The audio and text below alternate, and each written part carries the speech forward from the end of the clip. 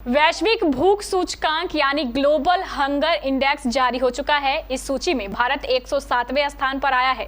पिछली रिपोर्ट से यदि इस बार तुलना की जाए तो यह 6 पायदान की गिरावट है। ऐसे में क्या भारत के लिए यह चिंता की स्थिति है? मगर सरकार है कि इस रिपोर्ट को ही खारिज कर रही है। आखिर कितना अहम है यह इंडेक्स और कैसे तय होते हैं इसके मानक, देखिए इस खास रिपोर्ट में। वैश्विक भूख सूचकांक यानी जीएचआई ने विश्व में इस साल के भुखमरी वाले देशों के आंकड़े जारी कर दिए हैं। विश्व के कुल 136 देशों में इसके लिए सर्वे शुरू हुआ था, जिनमें 121 देशों को रैंकिंग दी गई। इनके अलावा जो 15 देश बचे, उनमें समुचित आंकड़े नहीं होने के कारण वो इस बार के इंडेक्स में शामिल नहीं हो पाए। जीएचआई की इस रैंकिंग में भारत पिछड़ गया है। पिछली बार जहां उसे 101 रैंकिंग मिली थी, वहीं इस बार उसे 107वें पायदान पर यह स्थान मिला है। जीएचआई के प्रकाशकों ने भारत की स्थिति को बेहद चिंताजनक करार दिया है।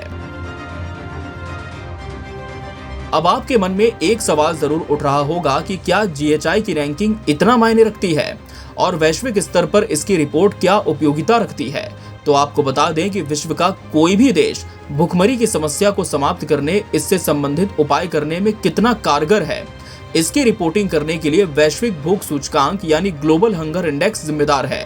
साल 2000 से लगभग हर साल जीएचआई रिपोर्ट जारी की जाती है। देशों का इस रिपोर्ट में जितना कम स्कोर होता है, उस देश का प्रदर्शन उतना बेहतर माना जाता है। फिर देशों को इसके आधार पर अंतर्राष्ट्रीय रैंकिंग दी जाती है। अब आपको बताते हैं कि जीएचआई की रिपोर्टिंग के मानक क्या होते हैं। दरअसल जीएचआई अपने इंडेक्स की रिपोर्टिंग में विश्व के किसी भी देश में भूख के 3 आयामों का अध्ययन करता है। पहला मानक उस देश में भोजन की अपर्याप्त उपलब्धता, दूसरा मानक बच्चों की पोषण स्थिति में कमी और तीसरा मानक अल्प पोषण के कारण बाल मृत्यु दर पर निर्भर करता है। इन मानकों को देखने के बाद बारी आती है रैंकिंग की। तो ये रैंकिंग 4 क्राइटेरिया के आधार पर दी जाती है। पहला ये कि कुल जनसंख्या में कुपोषितों की आबादी कितनी है। दूसरा, 5 साल से कम उम्र के बच्चों में समुचित शारीरिक विकास नहीं होने की समस्या कितनी है। तीसरा, 5 साल से कम उम्र के बच्चों में लंबाई नहीं बढ़ने की समस्या कितनी है। और वहीं चौथा कि 5 साल से कम उम्र के बच्चों की मृत्यु दर कितनी है, ये आंका जाता है। अब आते हैं इस बार की रैंकिंग पर। तो इस बार के इंडेक्स में 17 देशों का जीएचआई स्कोर 5 से कम है। अलग अलग रैंकिंग नहीं देकर इन सभी देशों को 1 से 17 की रैंकिंग दी गई है, क्योंकि इन देशों के बीच आंकड़ों में अंतर बहुत कम है। इन 17 देशों में बेलारूस, बोस्निया और हर्जेगोविना, चिली, चीन, Croatia, Estonia, Hungary, Kuwait, Latvia, Lithuania, Montenegro, उत्तरी मैसेडोनिया, रोमानिया, सर्बिया, स्लोवाकिया, तुर्की और उरुग्वे शामिल हैं। वहीं इस इंडेक्स में विश्व के 9 देश ऐसे पाए गए हैं जहां भूख की समस्या सबसे खतरनाक स्तर पर है।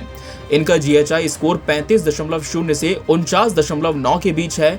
इन देशों में चाड, कांगो लोकतांत्रिक गणराज्य, मेडागास्कर, मध्य अफ्रीकी गणराज्य, यमन, बुरुंडी, सोमालिया, दक्षिण सूडान, सीरियाई अरब गणराज्य शामिल है।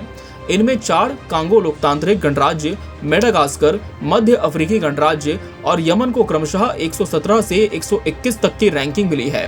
बाकी देशों को डेटा कम होने के कारण रैंकिंग नहीं दी गई है। इस बार की जीएचआई स्कोर में भारत के पड़ोसी देश पाकिस्तान, श्रीलंका, बांग्लादेश, नेपाल, म्यांमार की स्थिति बेहतर आई है। आपको बता दें कि जीएचआई की इस रिपोर्ट से भारत सरकार सहमति नहीं रखती। सरकार ने इस रिपोर्ट को दरकिनार कर दिया है। सरकार की ओर से ये कहा गया है कि ये सरकार को बदनाम करने की साजिश का एक हिस्सा है।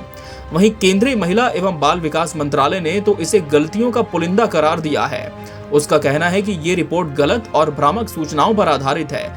इसके सूचकांक के मापदंड और कार्यप्रणाली भी वैज्ञानिकता के आधार से कोसों दूर हैं।